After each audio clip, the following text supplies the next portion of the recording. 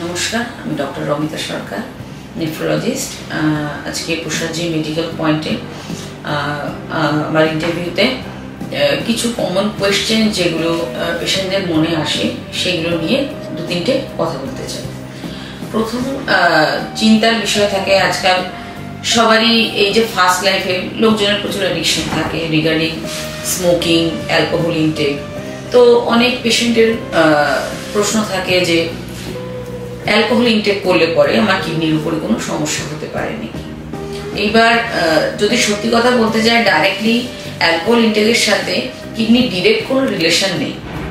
যদি সীমিত অ্যামাউন্টে রেগুলার বেসিসে না ইনটেক করে অকেশনালি নেওয়া যায়, কিন্তু যে কোনো টক্সিন, যেটা স্মোকিং হোক বা অ্যালকোহল হোক, তার একটা লং টার্ম এফেক্ট থাকে। যেমন মানুষের মনে প্রচলিত ধারণা আছে যে লং টার্ম অ্যালকোহল ইনটেক হলে পরে লিভার খারাপ হয়, কিন্তু আদৌ তার কিডনির উপরে কোনো প্রভাব আছে নাকি সেটা মানুষের মনে অতটা জানা থাকে না। তো সেক্ষেত্রে একটা জিনিস বলতে পারি, যে জিনিসটা শরীরের একটি অর্গানের উপরে খারাপ প্রভাব ফেলে তার বাকি অর্গানের উপর প্রভাবও খারাপ থাকে। লং টার্ম অ্যালকোহল ইনটেক এবং রেগুলার বেসিসে অ্যালকোহল ইনটেক, মাত্রাতিরিক্ত অ্যালকোহল ইনটেক খুব কম পরিমিত সময়ের মধ্যেও কিন্তু কিডনির জন্য ক্ষতিকারক হতে পারে।